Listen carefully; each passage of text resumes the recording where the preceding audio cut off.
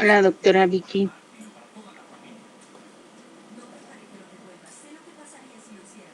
Hola Nes, hola doctora Vicky, Melody nuevamente. Ya ahora sí en el espacio de veras, ya estamos listos. Ahora hay que mandarle por ahí la invitación al doctor para que esté listo. Ya está listo, César. Ya, ok, perfecto. Bienvenido, doctor Enrique. Perfectísimo.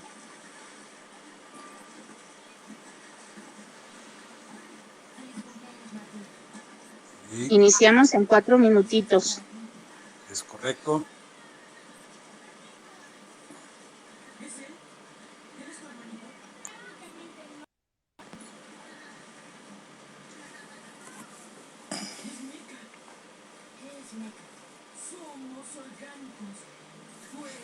César, buenas tardes. ¿Me escuchan? Fuerte y claro, doctor. Gracias. Aquí me quedo conectado. Sí, mientras estamos volviendo a compartir para que la gente se vaya uniendo, damos este espacio para no tener que reiniciar. Generalmente iniciamos 7:05. Y el formatito es bien simple.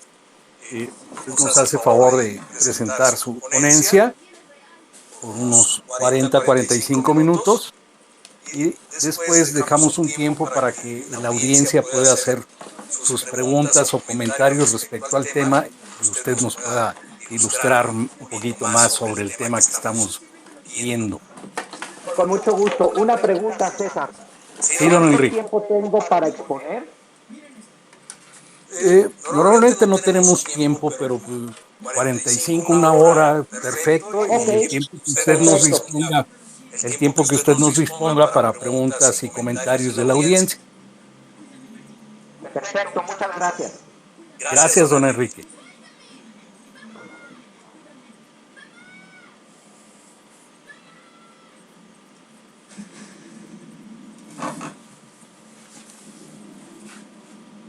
Estoy compartiendo.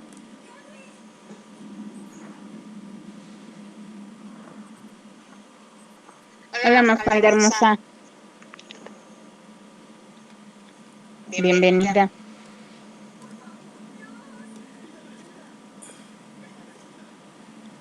Mafalda, muy buenas tardes, qué bueno que estás por aquí, sé bienvenida. Eduardo, nuevamente, muchas gracias. Melody, doctora Vicky, ya estamos aquí. Tau, bienvenido, Tau, y seguimos por ahí compartiendo. ¿Ya tomaste un ibuprofeno o algo?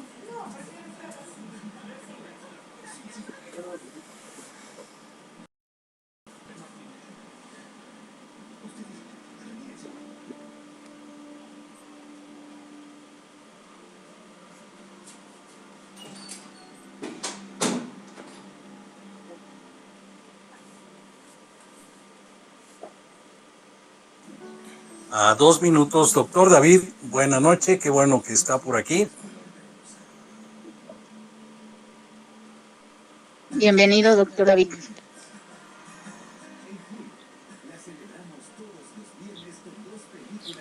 ¿Le mandaste micro al doctor César? Sí, espero por ahí que lo Ok, tome. César, buenas. perfecto. Yo. Gracias, César. David, ¿cómo estás? Muy buena noche, ¿cómo te va? Bien, buenas noches, César Inés. Gracias por la invitación. Un poquito ocupado, pero me tomé el tiempo para estar hoy con ustedes y con el doctor Enrique. Gracias. Exactamente, muchas gracias, David. Muchísimas gracias, doctor David, por siempre pues hacernos el honor de acompañarnos.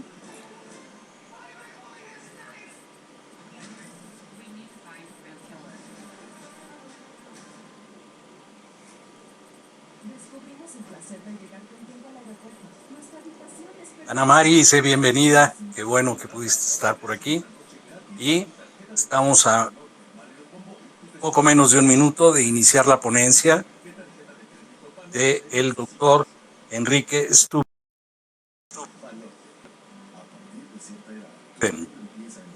Y él nos va a hablar de las alteraciones en las funciones de la tiroides.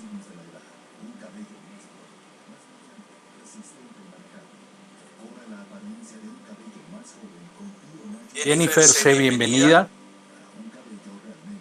Jennifer va a ser nuestra ponente el próximo sábado y pues, con varios temas ahí de interés muy, muy importante. Les recomiendo seguirse por aquí y pues sí estamos listos cuando tú nos indiques, Nes, que podemos iniciar.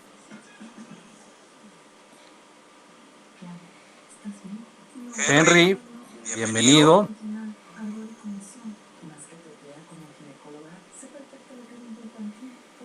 Nes.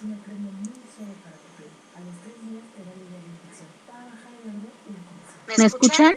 Es que me puso que no se puede, es que me puso que no se puede obtener el espacio, por eso dije, si me escuchan, creo que ya lo perdí. No, aquí seguimos al aire, Nes. Adelante, ya para iniciar. Perfecto, muchas gracias. Bienvenidos todos. No puedo como visualizar bien el space, pero bueno. Bienvenida, doctora Vicky, doctor David, Mel, Henry, Mafalda, Ana, Jennifer, César, Eduardo, Tau. Bienvenido, doctor Enrique. Lo presento. Bueno, bienvenidos todos y buenas tardes. Perdón.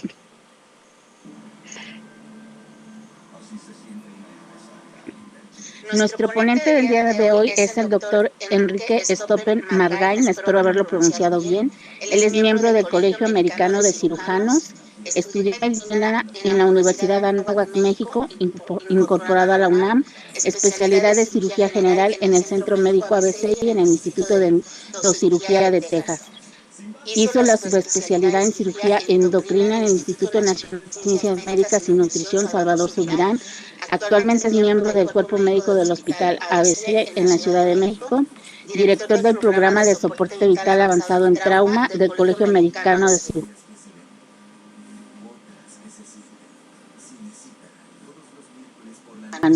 Coordina el Comité Científico de la Asociación Mexicana de Cirugía Endoscópica y es vicepresidente del capítulo México de la Sociedad de Cirugía del Aparato Digestivo. Bienvenido, doctor Enrique. Muchas gracias a todos, buenas noches. Para mí es un gusto estar con ustedes y platicar de uno de los temas que me apasiona, que es justamente las alteraciones en la glándula tiroides. ¿Y por qué es tan apasionante la glándula tiroides? La glándula tiroides es apasionante porque tiene que ver con todas las células de nuestro cuerpo. La tiroides, para que la ubiquemos, es una glándula que está en el cuello, tiene dos alas y un cuerpo, como si fuera una mariposa, y normalmente digamos que es del tamaño de la mitad de una ciruela. Todos tenemos glándula tiroides, los que no hemos sido operados de tiroidectomía, todos tenemos glándula tiroides y las hormonas que produce la glándula tiroides fundamentalmente se llaman T3 y T4, que es la triiodotironina y la tiroxina. Es decir, la glándula tiroides produce hormonas tiroideas que se llaman T3 y T4. Estas hormonas tiroideas van a pasar por la sangre y llegan a todas las células del cuerpo y así van a regular qué tanto van a trabajar esas células del cuerpo. Si hay mucha hormona tiroidea, entonces el metabolismo de esas células está aumentado y el paciente tiene datos de hipertiroidismo. Si hay poca hormona tiroidea, el metabolismo de esa célula va a estar disminuido y el paciente tiene hipotiroidismo. Pero estoy hablando que regula la glándula tiroides a través de las hormonas tiroideas, regula la velocidad a la cual trabajan todas las células del cuerpo. Las células cardíacas, las células nerviosas, las células digestivas, las células de la piel, todas las células están reguladas por la hormona tiroidea. Entonces se imaginarán lo importante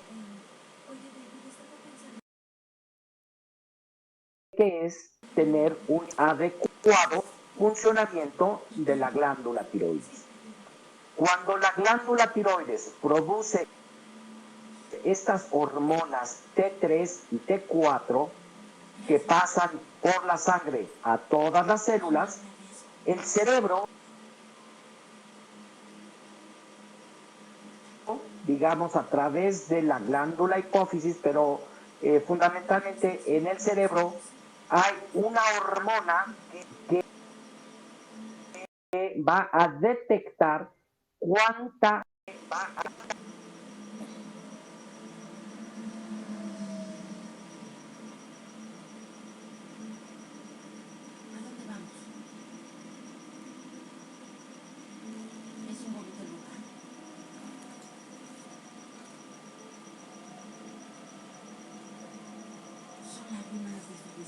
hormona tiroidea hay. Es decir, así se controla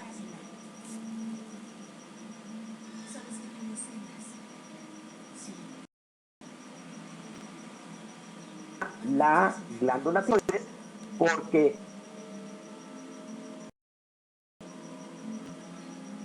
produce las hormonas, pero alguien regula a la glándula tiroides. Y esta glándula tiroides está regulada por otra hormona que se llama la hormona estimulante de la tiroides. Y así se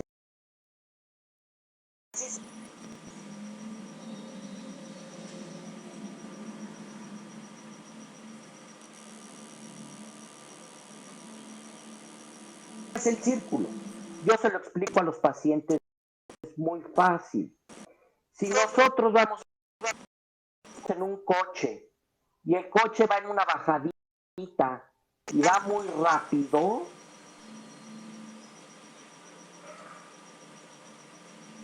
es decir, tiene muy buena velocidad, pues el acelerador ni lo toco, ¿verdad? El acelerador está hasta arriba, ¿sí? Ese no lo voy a tocar. Si por otro lado voy en una subida y el coche va muy lento, tengo poca velocidad, pues el acelerador está hasta el fondo. Y así es como se regula la glándula tiroides, su producción se regula mediante la TSH, que es la hormona que estimula a la tiroides, que se produce en el cerebro. Lo ideal es tener un balance. Si hay poca hormona tiroidea, entonces la estimula el cerebro y le dice, ándale, ponte a trabajar, que no es suficiente. Si hay mucha hormona tiroidea, entonces el cerebro ya no la va a estimular, porque va a decir, ya tengo mucha hormona, ya me estoy pasando.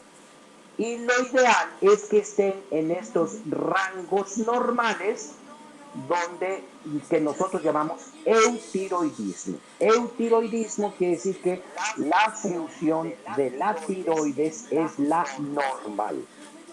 Una vez que entendemos en dónde está la tiroides y para qué funciona, repito, está en la cara anterior del cuello, justo por abajo de la manzana de Adán.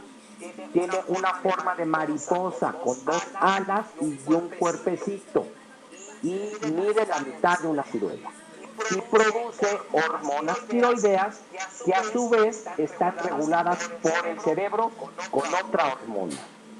Entonces, una vez que tenemos claro cómo funciona y dónde está la glándula tiroides, entonces nosotros tenemos que entender, en esta plática, vamos a describir cómo es que se puede enfermar la glándula tiroides.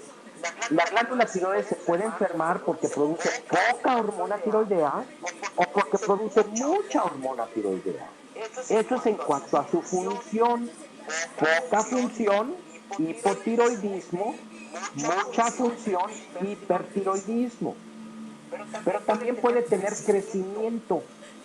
Y por regular, el crecimiento se llama bocio. Bocio es cuando crece la glándula tiroides. Y este crecimiento puede ser benigno, es decir, que no es cáncer, o puede ser maligno, que quiere decir que sí es cáncer. Entonces, en estos siguientes minutos vamos a platicar acerca del hipotiroidismo, del hipertiroidismo,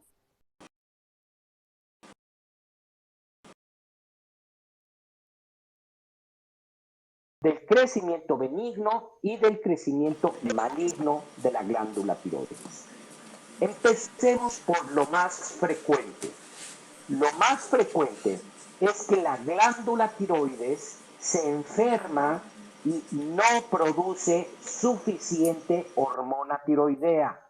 A esto le llamamos hipotiroidismo. Y la principal causa del hipotiroidismo es una enfermedad autoinmune que va a destruir nuestras propias células de la tiroides. Es decir, por una enfermedad de nuestro propio sistema inmunológico, no tenemos la causa, pero se voltean esos anticuerpos. En lugar de protegernos, van a atacar a nuestras propias células y en este caso se llama una tiroiditis de Hashimoto. Por lo tanto, las enfermedades autoinmunes son la principal causa de un hipotiroidismo. La enfermedad autoinmune, conocida como tiroiditis de Hashimoto, es el principal responsable de que la glándula tiroides deje de producir estas hormonas tiroideas. Otro tipo de enfermedades autoinmunes, por ejemplo, es artritis reumatoide, donde los anticuerpos atacan a las células en las articulaciones y los huesos, o lupus eritematoso sistémico. Yo estoy hablando ahorita de la enfermedad autoinmune que se llama tiroiditis de Hashimoto. Y repito, no estamos seguros por qué se provoca esta tiroiditis de Hashimoto. No tenemos la certeza de por qué nuestro cuerpo ataca a las propias células tiroideas. Y por lo regular son muchos los factores que provocan esto.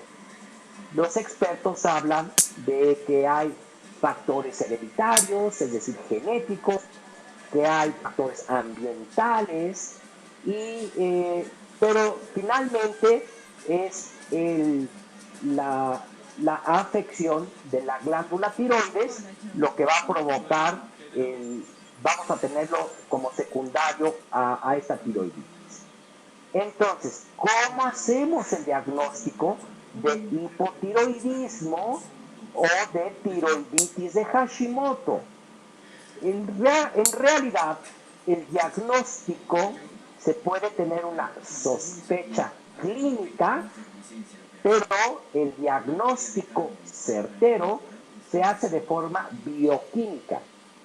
Al paciente le tomamos exámenes en sangre y en esas muestras de sangre vamos a medir las hormonas que yo les había platicado anteriormente.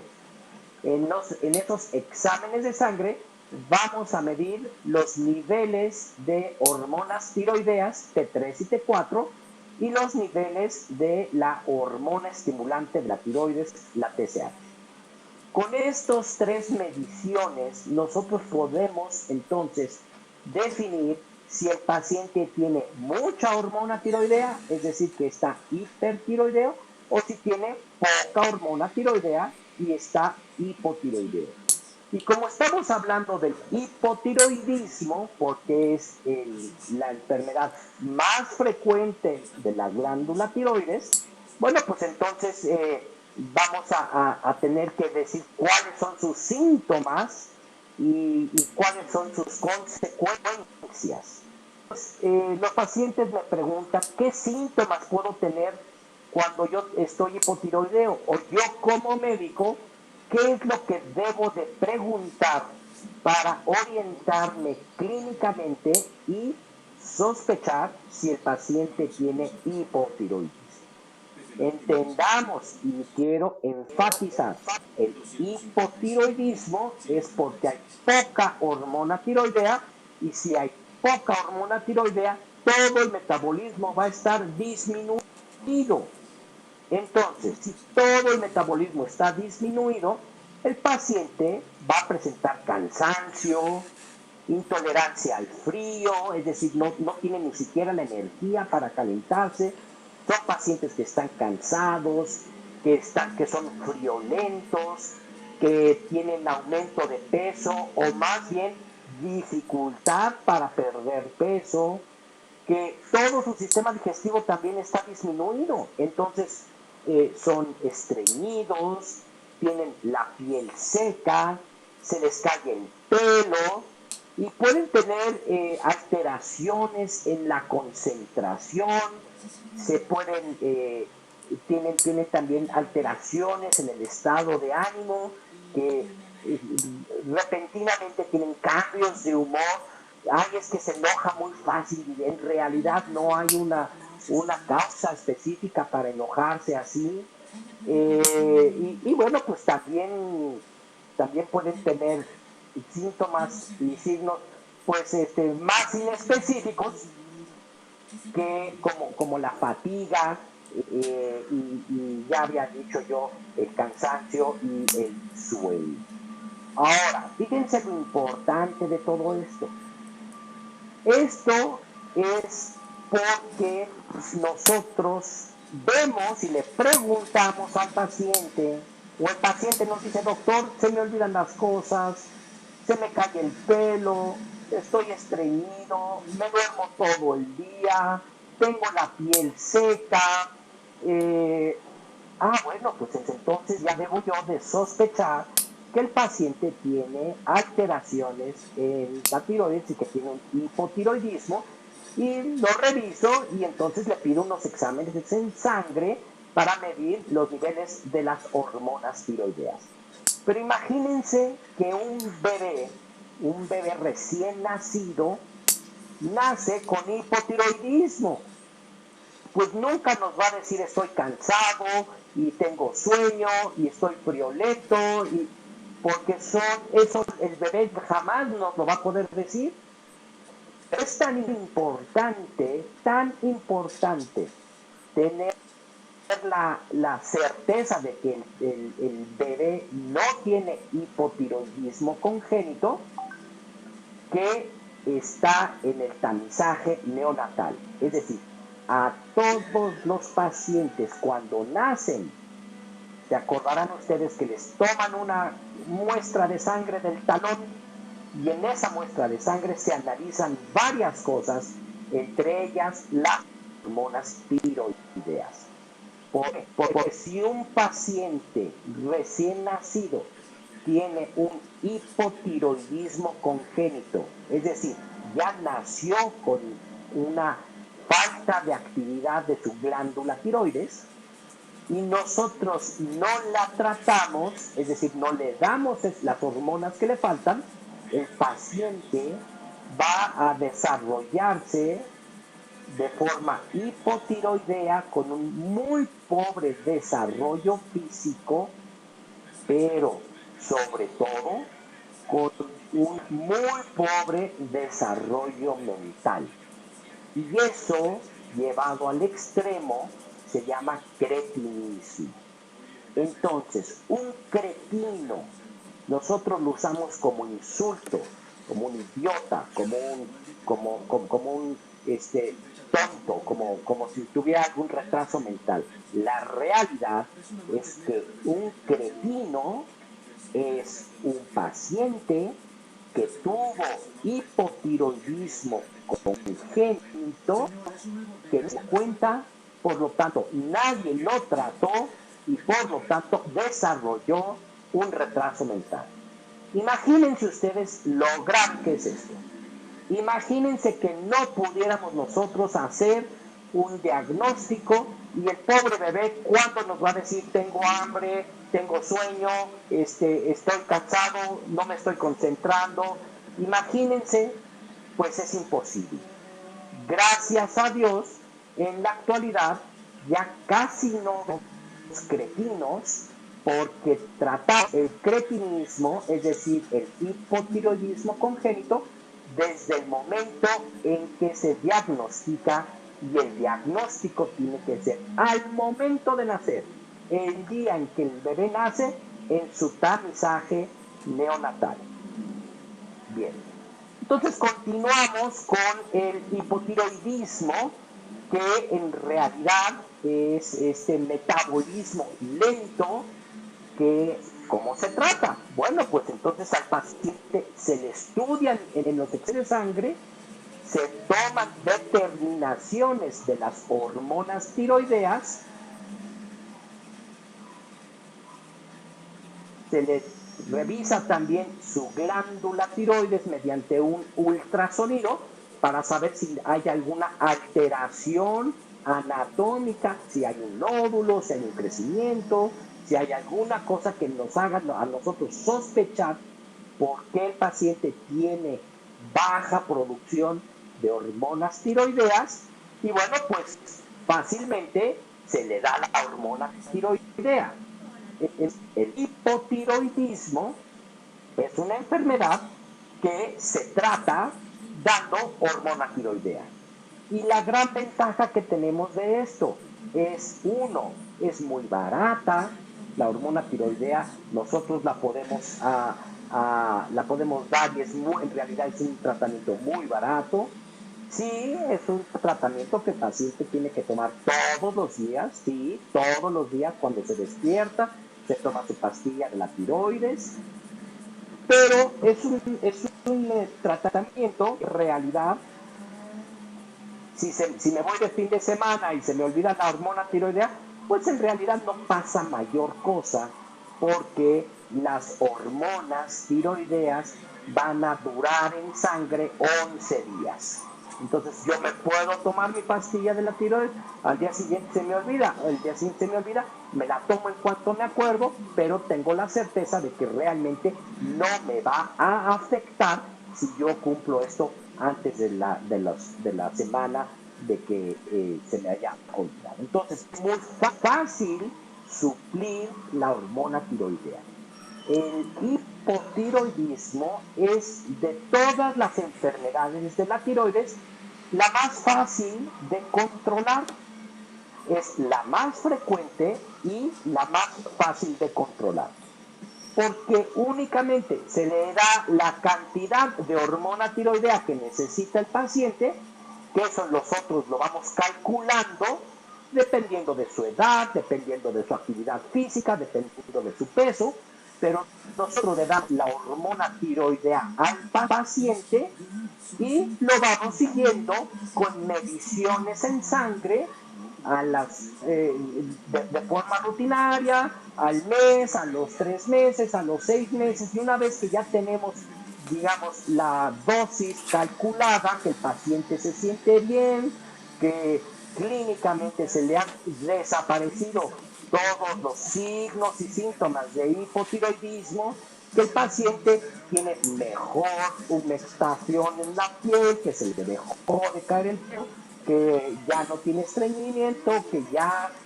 no tiene fatiga, que se siente con mejor concentración. Entonces nosotros ya únicamente cada 6 meses estaremos revisando si la dosis de hormona tiroidea que toma el paciente es la adecuada o la tengo que modificar. Entonces, estos son la principal causa del hipotiroidismo, dijimos, es el hipotiroidismo por tiroiditis de Hashimoto. ¿Qué otros pacientes pueden tener hipotiroidismo? Ya dijimos, en un porcentaje muy bajo, pero los recién nacidos que tienen un hipotiroidismo congénito, es decir, hipotiroidismo de nacimiento, ese es otro grupo de pacientes con hipotiroidismo.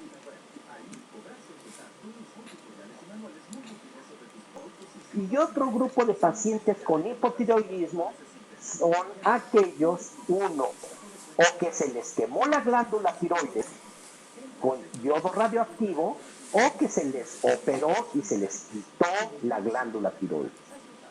¿A quienes se les opera y se les quita la glándula tiroides?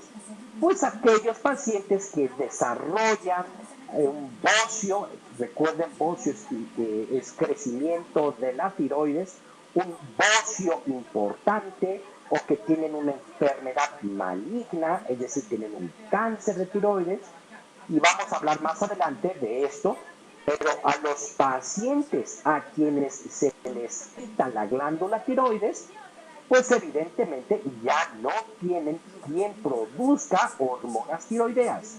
Y como no podemos vivir sin hormona tiroidea, entonces ellos, si yo no les doy la hormona tiroidea, hacen un hipotiroidismo secundario a la tiroidectomía, es decir, hacen un hipotiroidismo secundario a la extirpación, a que ya no tienen la glándula tiroides.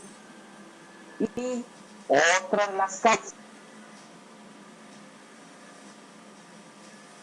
de hipotiroidismo es, por ejemplo, a los pacientes que tienen hipertiroidismo, que se les quema la glándula tiroides y entonces quedan con hipotiroidismo.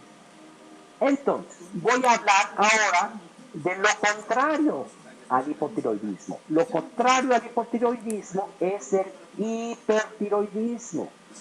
Y el hipertiroidismo es cuando por alguna razón la glándula tiroides produce más hormonas tiroideas de las que necesitamos.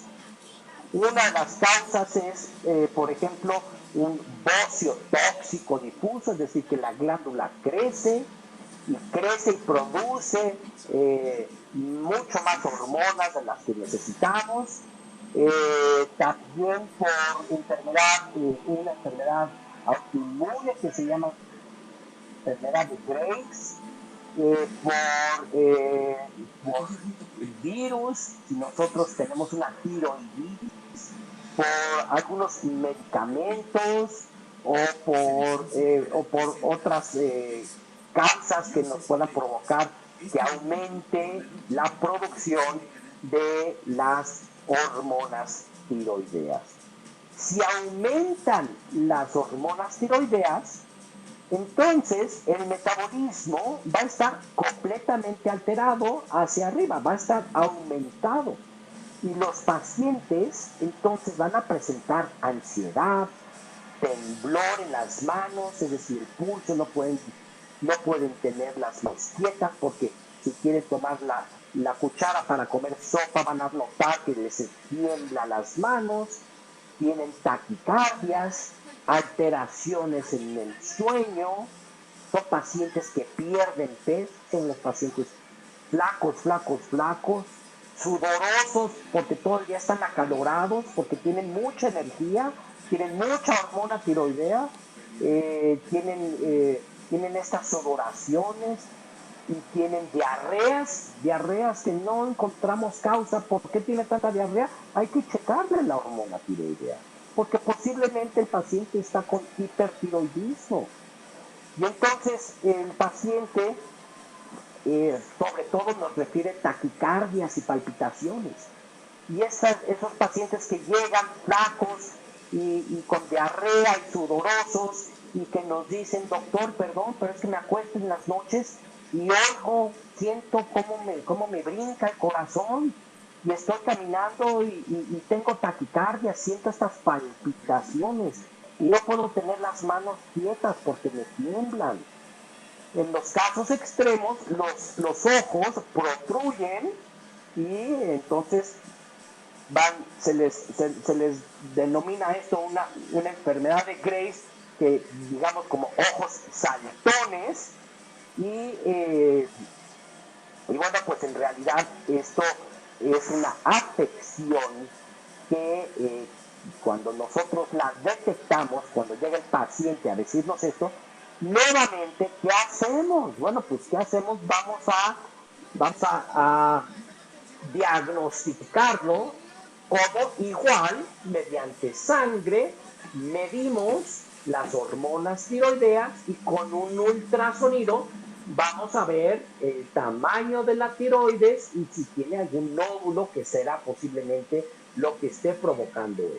Entonces, el paciente que tiene hipertiroidismo, nosotros además de clínicamente, le checamos los exámenes en sangre y muchas veces es, es más fácil llevar de una enfermedad difícil de tratar, como el hipertiroidismo, llevarlo a una enfermedad fácil de tratar, como el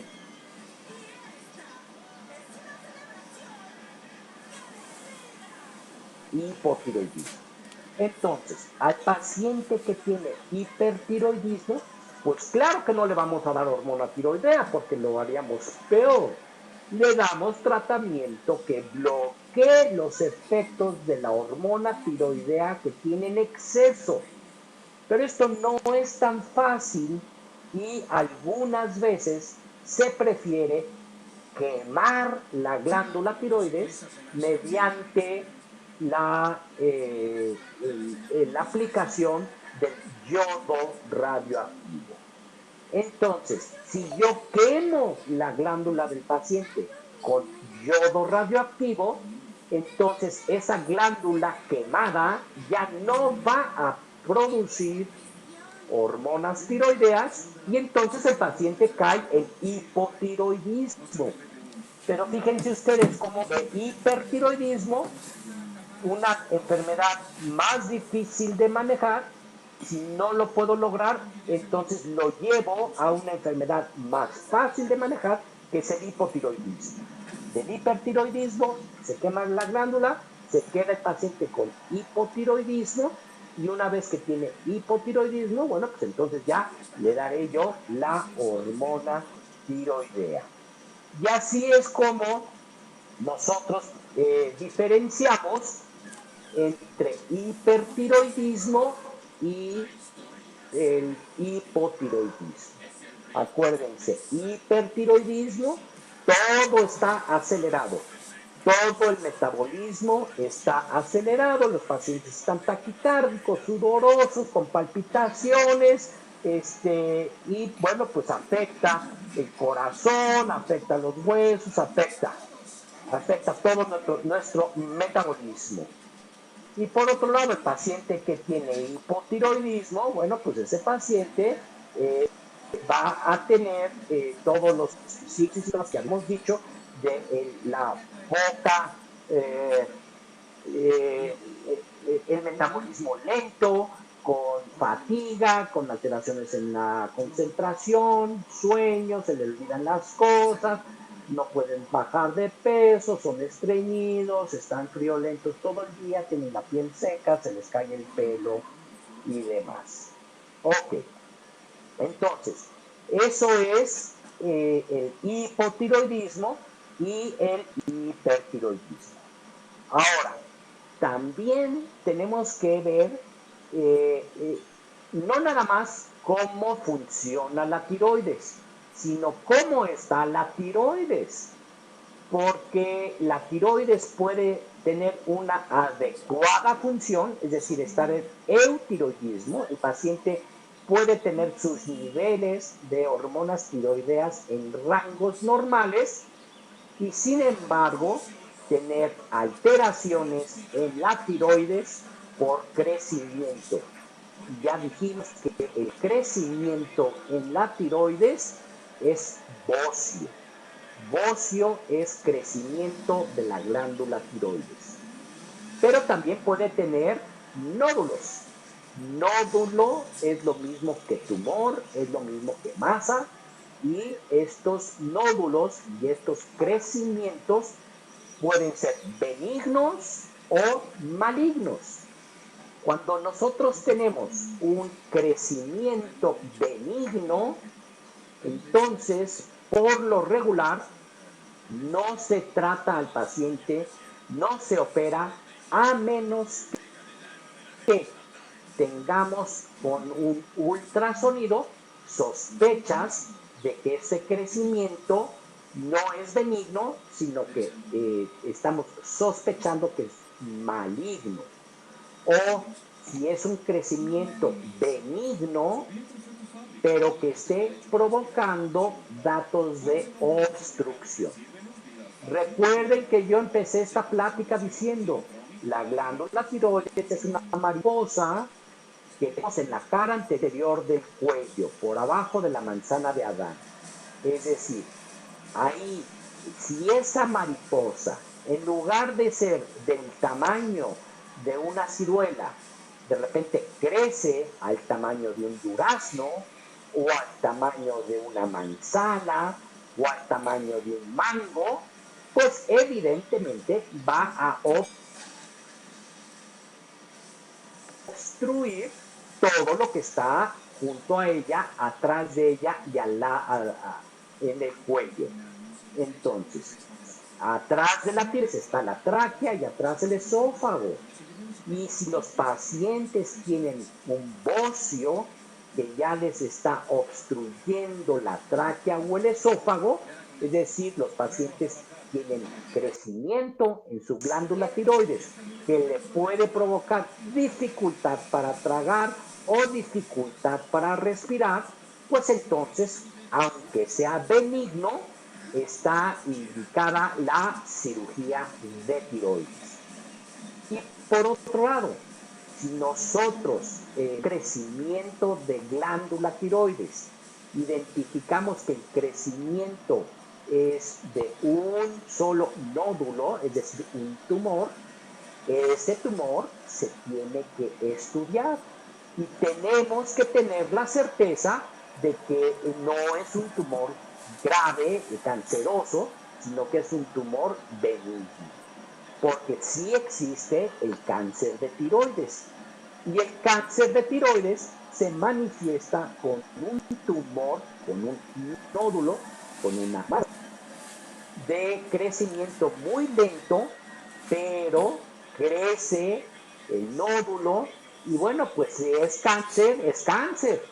Por más que nosotros digamos, bueno, pues es un cáncer de tiroides que tiene una poco riesgo de mortalidad, estamos hablando de una enfermedad maligna.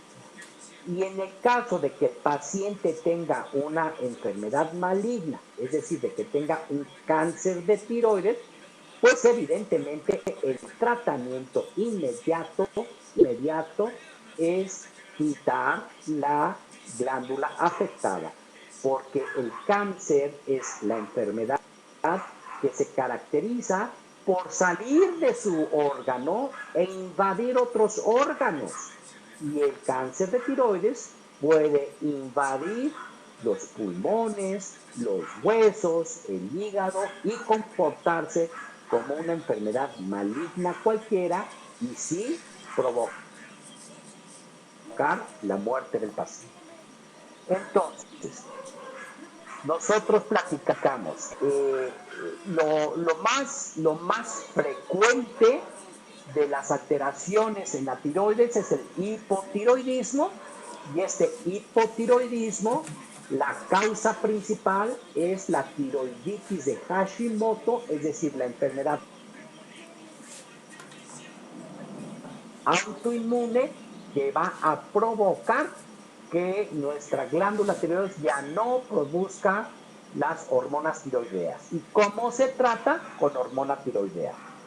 También vimos que el hipertiroidismo es la enfermedad donde la glándula produce más hormonas tiroideas y ¿cómo se trata? Bloqueando a esas hormonas tiroideas o quemando la glándula para pasar de una enfermedad difícil de tratar como el hipertiroidismo a una enfermedad fácil de tratar como el hipotiroidismo.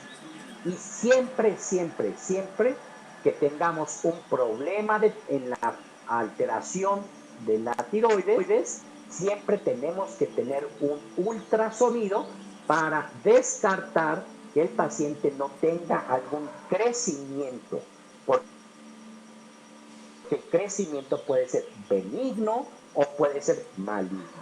y entonces ya platicamos de qué hacer con, dependiendo de ese crecimiento.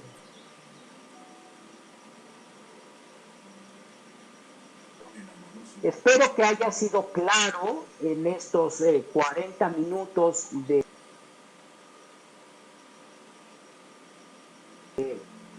explicación acerca de las principales alteraciones de la glándula y si me permiten, ahora con mucho gusto trataré de resolver cualquier duda y recibiré los comentarios que tengan. Muchas gracias, doctor Enrique. Y sí, ya empezamos a tener por aquí algunas solicitudes. Por favor, ya saben cuál es el procedimiento. Ustedes solicitan el micrófono y ya que lo tengan, solicitan hablar levantando la mano. Entonces, ¿quién levanta la mano por ahí? Ok, doctor David, adelante, por favor. Muchas gracias, César. Bueno, felicitar al doctor Enrique por su ponencia. Realmente fue muy clara y sobre todo didáctica para todos nosotros, aunque seamos médicos. Yo soy tricólogo y además especialista de la calvicie, así que tendré varias preguntas para usted. Y aclaró un punto muy importante y felicidades nuevamente. En relación con lo de la calvicie y el problema de hipotiroideo, vemos en relación con las pacientes femeninas, aproximadamente el 60% de las pacientes, el porcentaje 60-70% es una alopecia androgenética y el otro 30-40% hay que buscar la causa. Entonces, dentro de las causas que veo más frecuentes es problemas de hipotiroidismo en estas pacientes, que muchas veces pasa desapercibido para ellas. Entonces, lo que hago, pues mando un estudio en general, a veces puede ser una anemia que puede causar la pérdida del pelo, un medicamento, etcétera, posparto, etcétera.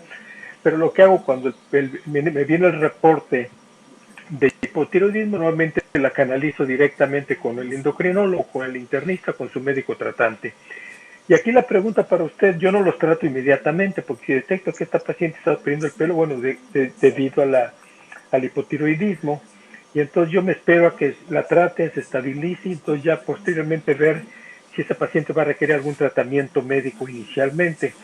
Normalmente, ¿cuánto tiempo usted, pues yo recomiendo a los pacientes esperar por lo menos muchas veces hasta 6 meses a un año para el recrecimiento del cabello y después decidir algún tipo de tratamiento, ya que se estabilizó la tiroides. ¿Y usted qué tiempo me recomendaría esperar en estos tipos de pacientes con problemas de hipotiroidismo y que tienen además pues la pérdida del pelo, dentro de otras cosas? Gracias, doctor. Claro, con mucho gusto, doctor. Hay que tener en cuenta que en los casos de las mujeres con hipotiroidismo, sabemos que la principal causa del hipotiroidismo en mujeres es precisamente la tiroiditis de Hashimoto. Entonces, perfecto es diagnóstico donde bioquímicamente nosotros medimos T3, T4 y TSH, pero aprovechar, doctor, como el hipotiroidismo está tan relacionado con la alteración de lípidos en sangre, que es otra de las causas importantes que deben de tratar los tricólogos como usted, el colesterol. Hay que medirles niveles de colesterol que están definitivamente afectados, específicamente el colesterol malo, es decir, LDL está afectado en los pacientes con hipotiroidismo y también pensar que estas pacientes, aunque sea de forma que tengan ese hipotiroidismo subclínico, siempre hay que pensar en que no estén desarrollando por la dislipidemia, es decir, por la alteración en el colesterol LDL, el colesterol malo, que no estén desarrollando un hígado graso. Entonces, a estos pacientes se les pide, una vez que tenemos el diagnóstico de hipotiroidismo, se les piden niveles de anticuerpos antitiroideos, siempre pruebas de función hepática, y perfil de líquidos. Y repito, siempre hay que pedirles un ultrasonido para descartar que no sea esto secundario a un problema no nada más de función, sino además de crecimiento o anatómico en la tiroides. Una vez que tenemos el diagnóstico, si repito, la mayor parte de las veces las mujeres con hipotiroidismo, más del 80% de los casos, es secundario a una tiroiditis de Hashimoto. Entonces, ya que tenemos el diagnóstico, nosotros lo que hacemos es medir los anticuerpos antitiroideos y tenemos entonces una basal. En el momento en que yo le mido los anticuerpos antitiroideos, empezamos a dar la sustitución en la terapia hormonal y cómo están los anticuerpos para saber si los anticuerpos los agarramos hacia la alza o hacia la baja, porque no sabemos entonces si la paciente está entrando en un hipotiroidismo por Hashimoto y apenas está empezando o ya va de salida.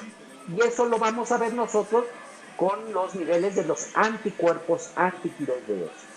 Por lo regular, como usted dice, nosotros le daremos seguimiento, no nada más dándole las hormonas tiroideas, sino con los anticuerpos antitiroideos, y lo habitual es que a partir de los 3 a 6 meses ya nosotros tenemos controlada la situación y entonces la paciente puede tratarse de la alopecia. Si es una tiroiditis que está empezando, recordemos que el Hashimoto dura entre 18 y 24 meses. Si es una tiroiditis que apenas están elevando los anticuerpos antitiroideos, entonces también preferimos a que estos empiecen a disminuir para que no rechacen, no tengamos problemas con los implantes y la corrección de su alopecia. Espero haya sido claro en mi respuesta, doctor. Sí, doctor, muy amable, muchas gracias. Sí, yo creo que, sobre todo en la pérdida del cabello con las pacientes femeninas, siempre es importante buscar la causa para nosotros y no nada más etiquetarlas como una alopecia androgenética, sino buscar todas las otras causas y apoyarnos como especialistas como usted, que son endocrinólogos y que tenemos que buscar las opciones. Así que yo creo que antes de hacer esto le voy a operar, no, vamos a hacer las cosas como deben de ser y ese es el seguimiento y gracias por sus comentarios, doctor. Gracias. Al contrario, 80% de las pacientes, nada más quiero enfatizar, 80% de las pacientes con hipotiroidismo, estoy hablando de mujeres, 80% ese hipotiroidismo es secundario a tiroiditis de Hashimoto. Perfecto, gracias. Muchas gracias, doctor David. El orden de la voz va Jamie, después Henry, después Ana Mari. En ese orden, por favor, adelante, Jamie. Hola, ¿qué tal? Buenas tardes. Es un gusto escucharlo, doctor. Tengo dos preguntas, porque hay dos personas muy cercanas a mí, en las cuales les quemaron la tiroides con yodo radioactivo. En el caso de una persona, un hombre, posteriormente de que le quemaron la tiroides, les mandaron un medicamento que se tiene que tomar 2 horas antes de los alimentos. Pero lo que me llamó la atención fue que con el tiempo, en el caso de él, por ejemplo, desarrolló un problema de estrabismo, el cual se tuvo que operar el músculo del ojo, pero también se le saltaron un poquito los ojos, ¿no? Un poquito. Eso en el caso del hombre. En el caso de la mujer, también fue tratada igual con el yodo radioactivo y finalmente ella va bien y todo eso, pero he notado que de repente se siente muy cansada, con mucho sueño, ahorita que lo escuchaba, que comentaba algunos del que se puede convertir en hipotiroidismo, ¿podrían ser esta la causa? En el caso específico, ella es mi mamá. Podría ser el cansancio que de repente tiene o ese tipo de situaciones de sueño o algo. ¿Puede ser causado por esto? Gracias. Respondo puntualmente.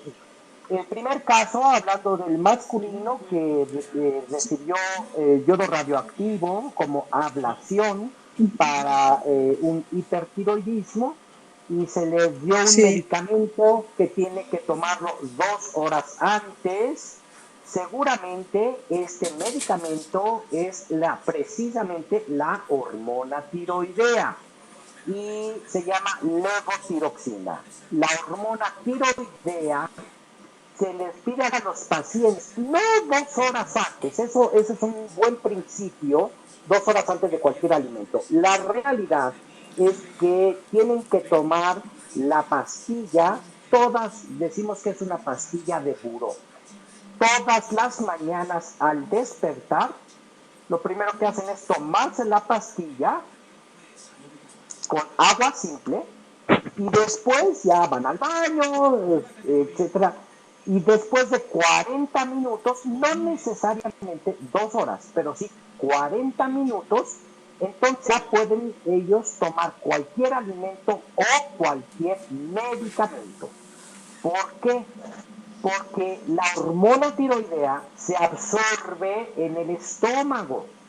Y si nosotros alteramos la acidez del estómago con un jugo de naranja, por ejemplo, es lo más frecuente que el paciente se toma la pastilla con jugo de naranja o con café o con un antiácido como el omeprazol. Cualquiera de estas cosas altera la acidez del estómago. Y si se altera la acidez en el estómago, se altera la absorción de la pastilla. Por eso se recomienda que sean 40 minutos, no tanto 2 horas, pero sí 40 minutos antes de cualquier alimento o medicamento y tomarlo únicamente con agua simple. ok, En el perfecto. caso de que haya desarrollado estrabismo, yo creo que esto es independiente de la hormona tiroidea. Ha desarrollado los ojos saltones, me queda mucho la duda que también sea secundario a la tiroides, porque recordemos que los ojos saltones en tiroides es por la enfermedad de Graves, y es cuando hay mucha hormona tiroidea, y en este caso el paciente tiene poca hormona tiroidea porque ya se le quemó la glándula y por eso es que le están dando levotiroxina, la hormona tiroidea.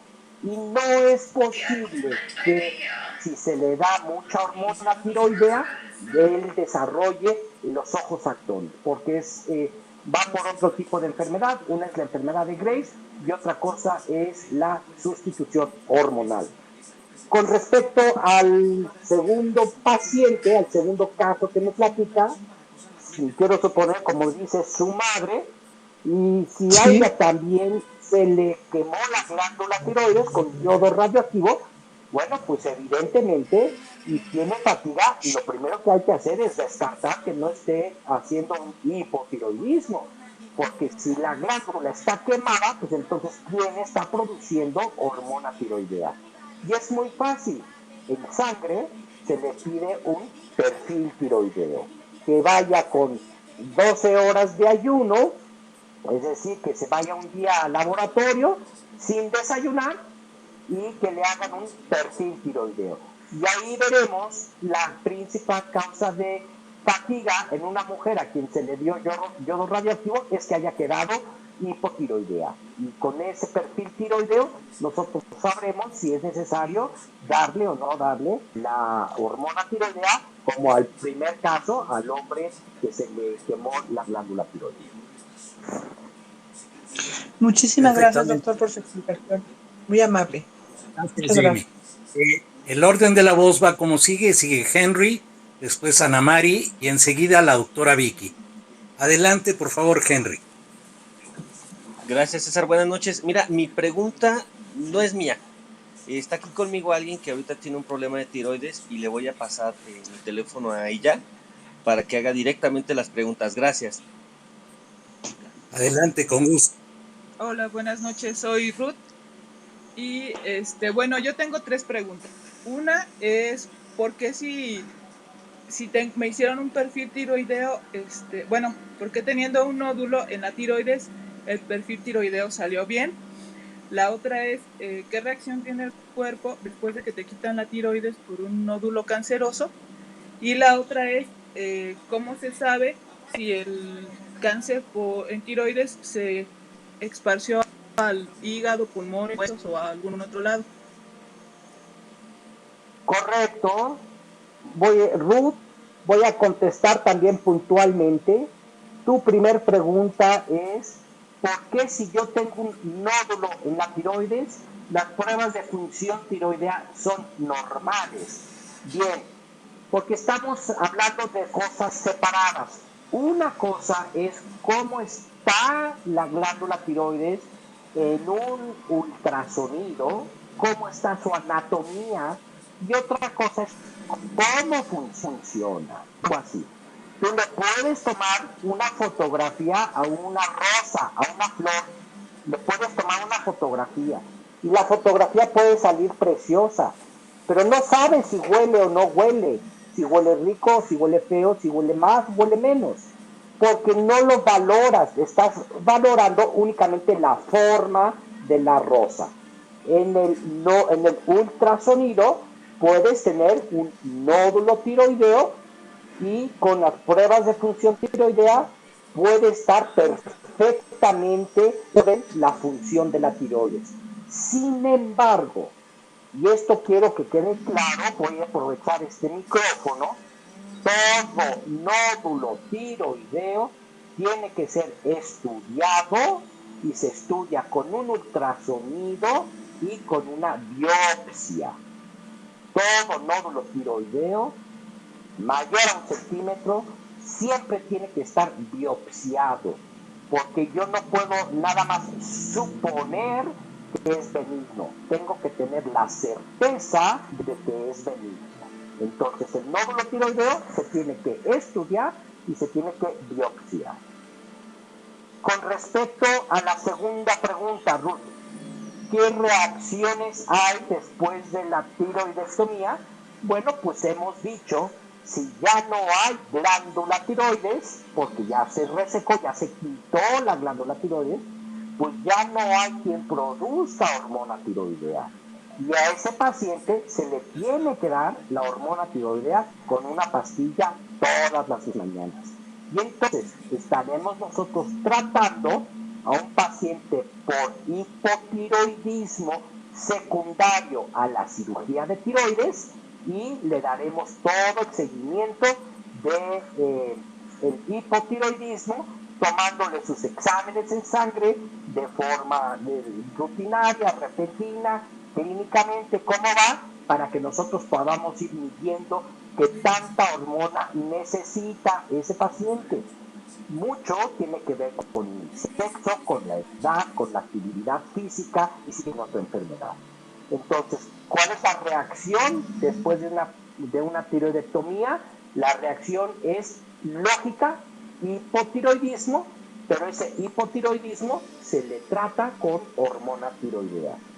Y finalmente, Ruth, hablando de si se expandió o no se expandió ese cáncer de tiroides, bueno, pues ahí lo que nosotros tenemos que decidir es, uno, qué tipo de cáncer, qué tamaño tenía ese tumor, en qué momento, si tenía ganglios o no tenía ganglios, en el momento de la cirugía, se les hace un rastreo con un gamagrama tiroideo, se les hace una medición de un marcador tumoral es una proteína que se llama tiroglobulina, y así es como nosotros vemos si el paciente que se le hizo que se le quitó la tiroides por cáncer desarrolló enfermedad fuera de la tiroides o no.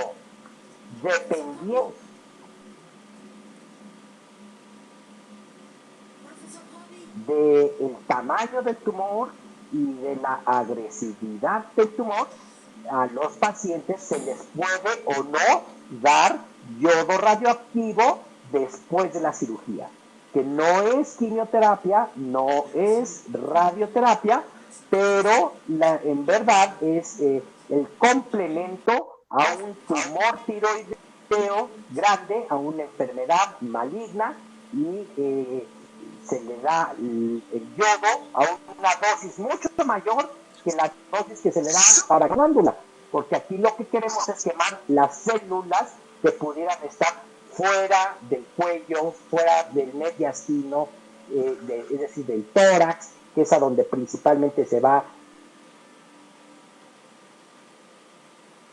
inicialmente la enfermedad de cáncer de tiroides. Perfectamente, Ruth. Sí, le agradezco mucho por la información. Encantado. Ok, en el orden de la voz sigue la nutrióloga Ana Mari, después la doctora Vicky y nuevamente Jamie está pidiendo la voz. Adelante, Ana Mari. Hola, buenas noches, encantada de estar aquí con ustedes. Bueno, antes que nada, felicitar al doctor Stoppen, de verdad qué buena explicación, la disfruté muchísimo. Todo, la fisiología, las enfermedades, muy bien, muchas gracias. Y me gustaría nada más agregar, porque últimamente como nutrióloga a cada rato escucho esto de que la sal del Himalaya es mejor y que la sal de no sé cuánto y que la sal gourmet que tiene quién sabe qué y que son mejores que la sal, etcétera, etcétera. Y decir que en México por ley la sal está ayodada y esto ha hecho que disminuya, que como ya bien explicó el doctor, es un crecimiento de la tiroides. Y entonces no se vayan con la idea de que la sal, mucha gente hasta cree que la sal de, o sea, por ejemplo, la del Himalaya o yo que sé, las gourmets, todas estas, que no tienen sodio y pues la sal es cloruro de sodio, ¿no? Si no tuviera sodio no sería sal. Entonces, bueno, es verdad que si para algún platillo pueden mejorar el sabor, etcétera, pero idealmente de verdad tomen sal de mesa, que en México toda la sal está ayudada para cuidar también nuestra tiroides. Gracias. Ay, magnífica aportación, Ana María, agradezco y quiero aprovechar para complementar esto. Gracias. Cuando yo platico de las hormonas tiroideas que se llaman T3 y T4, como lo dije inicialmente, eso depende del número de átomos de yodo que tienen, porque la T3 tiene 3 átomos de yodo y la T4 tiene 4 átomos de yodo. Es decir, no se pueden hacer, la glándula tiroides no puede hacer una tiroidea si no tiene yodo. ¿En dónde encontramos el yodo en los alimentos por lo regular? Pues está en los pescados, en las proteínas, en la leche, en los huevos. Pero el siglo pasado, el milenio pasado, por allá de los años 50, se dieron cuenta que en la ciudad, bueno, no nada más en México, se dieron cuenta a nivel mundial que la gente de las montañas desarrollaba mucho más bocio que la gente de las costas. Y entonces dijeron, ¿por qué la gente de las montañas tiene estas tiroides tan grandes y tantas alteraciones en las tiroides? ¿Por qué la gente de las costas no? La principal causa fue porque la gente de la costa come mucho más pescado que la gente de la montaña. Entonces, ¿qué hicieron los gobiernos? Y esto se hizo en México en los años 50. Dijeron, ¿cómo les voy a llevar yodo a la gente de las montañas? Pues no es tan fácil llevarles pescado por la refrigeración, la congelación, etcétera. No es tan fácil llevarles pescado a la gente de las montañas. ¿Cómo les hago llegar el yodo? Exacto. Pues es muy fácil ponerle a la sal yodo. Entonces, como tú lo dices, toda la sal por decreto presidencial es sal yodada. Y así se corrigió el problema de bocio por falta de yodo en las montañas, porque fue mucho más fácil llevarles yodo en la sal que llevarles pescados de la costa. Cállate. Así es, hombre, cabe mencionar, gracias doctor, qué buena explicación, que esto no quiere decir que consuman mucha sal, obviamente, hay que cuidar el consumo, pero cuando lo hagamos eventualmente lo vamos a consumir para platillos sin, o sea, sin excedernos, etcétera, que sea sal yodada. Gracias. Muchas gracias. Sigue en el orden de la voz la doctora Vicky. Si alguien más desea, tiene que solicitar el micrófono y levantar su mano. Adelante, doctora Vicky. Hola Enrique, buenas noches, muchas gracias, excelente ponencia. Yo tengo una pregunta. ¿Los beta bloqueadores, especialmente el bisoprolol, interactúa con la tiroides? Bueno, las hormonas tiroideas. Gracias. Sí, en el caso, ¿qué quiere decir beta bloqueadores? Voy a aclarar. Los beta bloqueadores son bloqueadores adrenérgicos. Es decir, nosotros en las células tenemos unos receptores donde llega la adrenalina y son receptores alfa o receptores beta. Y en este caso, donde llegan las hormonas tiroideas a las células para aumentar el metabolismo, recordemos, estamos entonces hablando de un paciente que tiene hipertiroidismo, es decir, que tiene un exceso de hormonas tiroideas. Entonces este exceso de hormonas tiroideas llega a todas las células del cuerpo a hacer el metabolismo mucho más rápido y los pacientes tienen taquicardias, tienen temblor, tienen sudoración, tienen todo lo que hemos dicho. El tratamiento inicial para los pacientes que tienen hipertiroidismo, yo les había dicho, era justamente bloquear la efectividad de las hormonas tiroideas. Y el principal que damos son beta bloqueadores. El bisoprolol es un beta bloqueador, pero el que damos nosotros como primera línea en pacientes que tienen hipertiroidismo es el propranolol. Claro, ese es más viejito, es el que más usamos. Contestando específicamente, el beta bloqueador, el bisoprolol, puede bloquear los receptores adrenérgicos para que no haya hipertiroidismo. Bueno, sí, en un paciente con exceso de hormona tiroidea. En un paciente eutiroideo, es decir, en un paciente que su función tiroidea es normal, no tiene por qué afectarle el beta bloqueador porque únicamente las hormonas tiroideas estarían siendo bloqueadas en su exceso para entrar a la célula. Y por ejemplo, en el caso de una persona que es hipertensa, que está multitratada y sí le aumenta de peso el bisoprolol, ¿qué es lo que puede hacer? Bueno, siendo eutiroideo.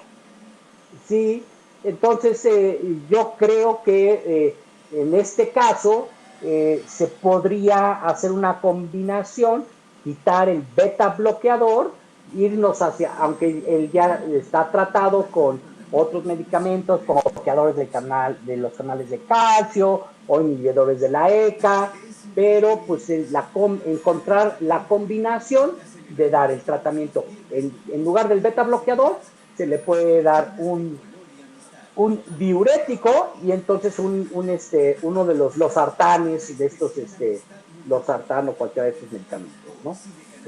También o el amlodipino, que es bloqueador del canal de calcio. Entonces, hay que recordar que los pacientes hipertensos siempre deben de recibir más de un medicamento, 2 para arriba, porque uno no es suficiente y es por eso que la gran parte de los medicamentos para hipertensión ya vienen combinados.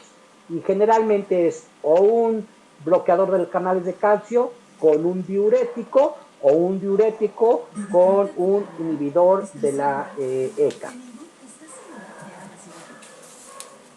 Muchas gracias. De nada, al contrario, doctora. Perfectamente. Nuevamente pide la voz Henry o Ruth. Adelante, Henry, por favor. Gracias. Es Ruth nuevamente. Aquí se las dejo. Hola, gracias. Me surgió una una duda, con respecto al cáncer. ¿Qué tan rápido es que avanza el cáncer de tiroides? ¿Qué tan agresivo es o puede llegar a ser? Si, bueno, en la biopsia que me hicieron de ultrasonido, se ven algunos ganglios inflamados, y la biopsia pues salió con cáncer papilar de tiroides. Bien. El cáncer papilar de tiroides es el cáncer más frecuente.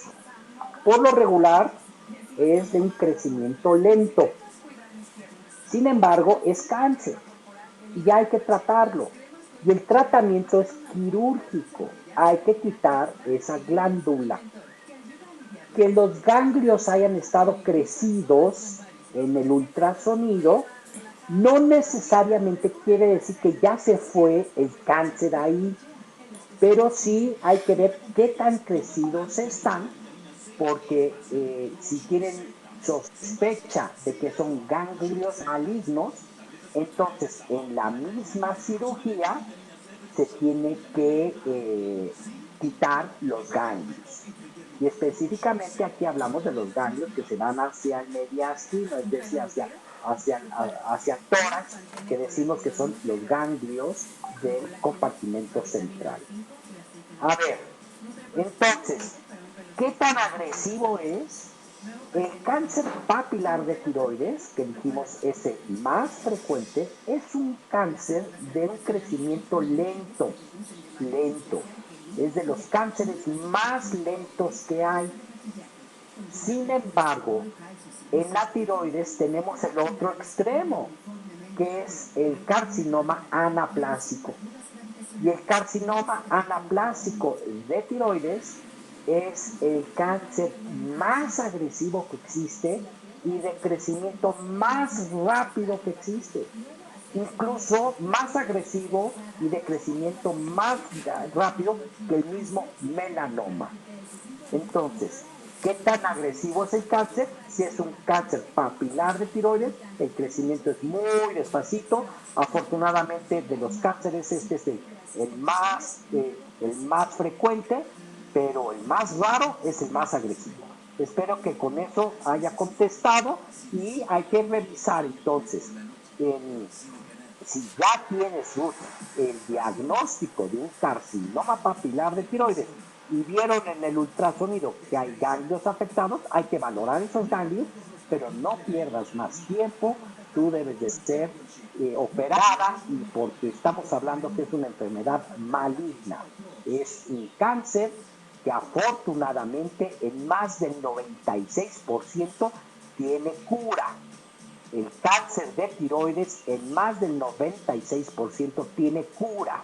¿En qué consiste la cura? En quitar la glándula completa, quitar los ganglios que estén afectados y dependiendo del tamaño y de la agresividad, entonces se dará como complemento yodo radioactivo o no. Pero de que se tiene que operar, se tiene que operar. De que se cura, se cura. Tienes esto, ya te hicieron el diagnóstico, te hicieron la biopsia.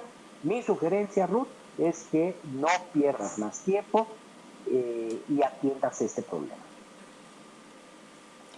De acuerdo, sí, muchas gracias. Sí, ya estoy con ese tema, entonces pues espero que a la brevedad puedan ya operarme. Gracias. Gracias a ti, qué bueno que pudiste resolver esa duda, muy importante. Ya no veo manitas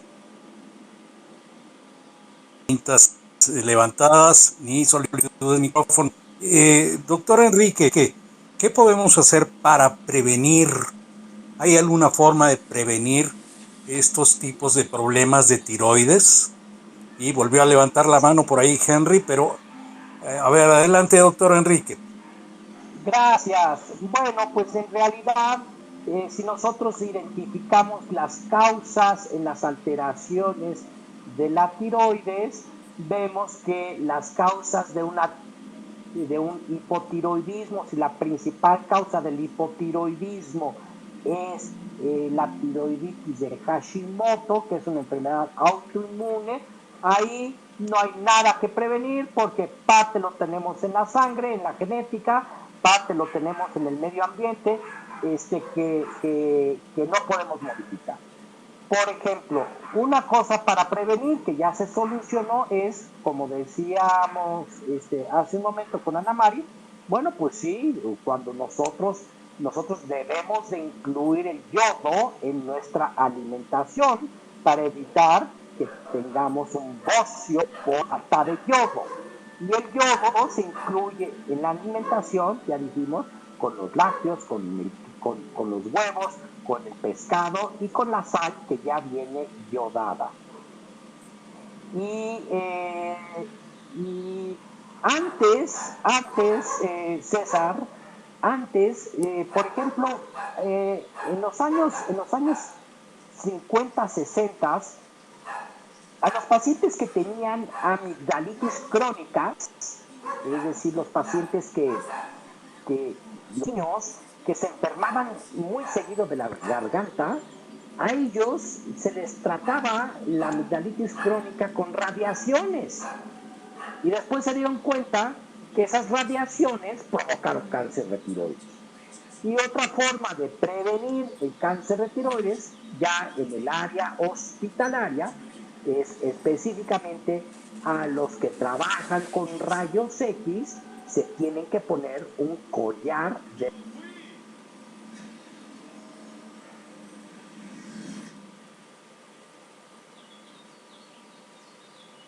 plomo. Es decir, a todos los radiólogos, los en radiología, los camilleros que están ahí con los pacientes que se les tienen que tomar rayos X, o a los cirujanos que usan rayos X en el quirófano, como en cirugía general, en neurocirugía o en ortopedia, siempre que usamos rayos X, nos tenemos que proteger la glándula tiroides con un collarín de plomo para evitar que esa radiación afecte a mi glándula tiroides y desencadene en un cáncer de tiroides. Muchas gracias, doctor Enrique. Doctor David, adelante con su pregunta o comentario.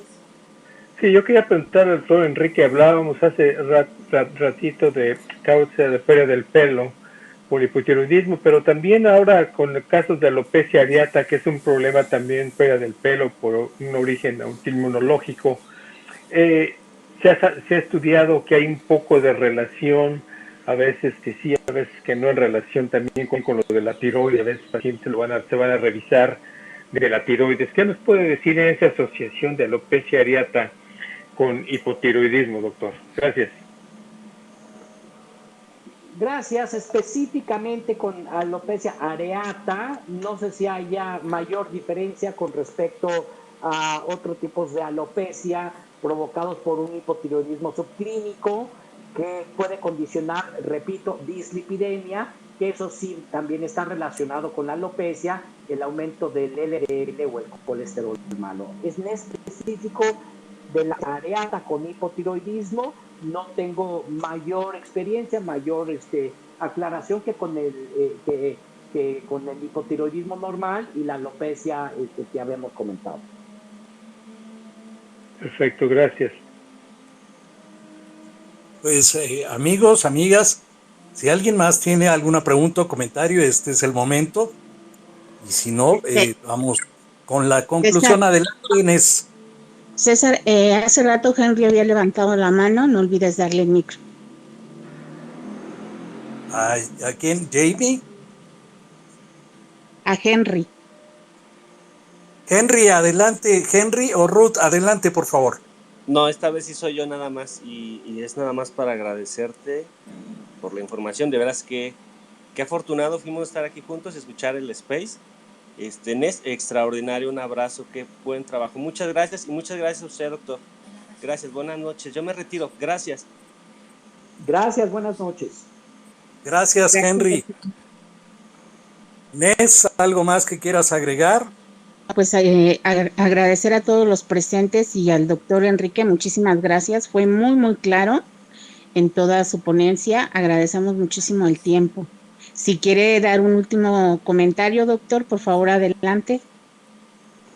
Muchas gracias. Bueno, me despido diciendo que en realidad la tiroides es tan importante que no podemos vivir sin ella. Así de fácil. Si no tenemos tiroides, necesitamos esas hormonas tiroideas y tener el equilibrio en las hormonas tiroideas, un equilibrio en la vida. Así que espero que tengan un buen fin de semana. Me retiro y cuando podamos coincidir en otra plática me dará mucho gusto poderlos apoyar. Muchas gracias a todos y gracias por la invitación. Muchas gracias, doctor. Soy doctor.